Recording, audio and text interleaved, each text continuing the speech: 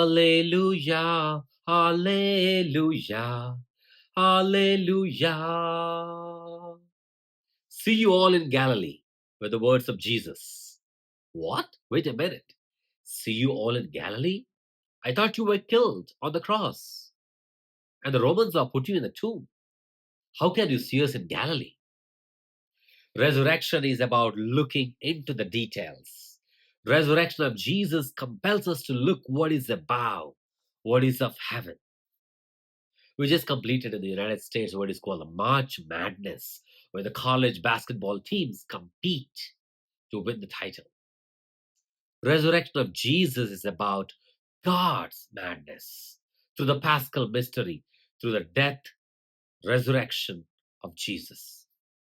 God's madness. The resurrection of Jesus compels us to run fast because he wants to see us in Galilee. He's pretty serious about it. He's not confined to the tomb. He wants to see us in Galilee. Run fast and meet Jesus in Galilee. Resurrection compels us to look up to heaven. The first day of the week is an allusion to the Genesis story of creation. At the resurrection of Jesus, God is recreating us into life. He wants us to look for details that will constitute for life, to look up to heaven. The abundance of the empty tomb. This is the paradox. There is abundance in the empty tomb, an abundance of life to look up to heaven. Jesus says, because I live, you shall live. See you in Galilee. Look for details. A Zen master seems to have told some Christian missionaries, I like Christianity because you are the people of resurrection. You live the joy of the resurrection. You seek what is above. You look up to heaven. I see life in you guys. This Easter, do we carry that abundance of life from the empty tomb to seek what is above? The first day of the week, Mary Magdalene makes the first run to the tomb to become the first witness because Jesus wants to see us in Galilee. Easter is loaded. Before the resurrection is an answer, it is a question for us.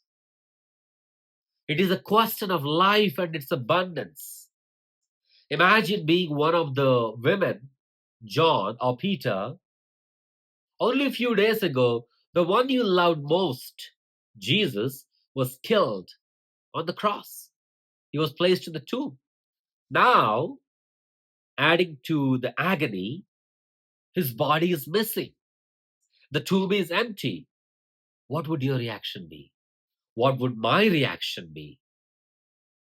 Mary said, they, Romans, must have taken it. After all, that seems to be a right answer. There was humiliation and death surrounding these circumstances of Jesus. But now taking his body disappearing from the tomb would only add to what they have begun to think. The humiliation, the shame. Is that what you and I think? Is that what you would believe? Or would I rather be like John the Beloved to notice one out of the place detail, which is the head cloth? He noticed some out of place detail.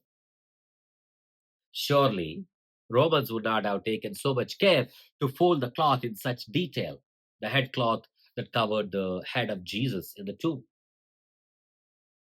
And he dared to believe what Jesus had said. I will see you in Galilee. Resurrection compels us to look for details. Look for details of life, to look towards heaven. It was John the beloved, not Peter, who saw such details and the mission of Jesus from the beginning to the completion. His witness was not hindered by Peter's denial. This Easter, we are confronted by the same question, by the same reality to live the Gospels. Do we look for details of life from the empty tomb, which speaks to us about the abundance of life, and believe what Jesus said? See you in Galilee. Nowhere in the world, no one seems to have ever claimed to have the remnants or remains of Jesus, which means Jesus is truly risen. The tomb is empty. Look for details. Look what is above. Look towards heaven on the first day, on the first run, with the first witness. Because Jesus wants to see us all in Galilee. See you all in Galilee. Alleluia, Alleluia, Alleluia. Wishing all a blessed Easter. May the risen Christ fill your families with health, happiness, and peace. See you all in Galilee. Father Praveen Lakisetti here at Holy Trinity Catholic Church in San Antonio, Texas. Thank you and God bless.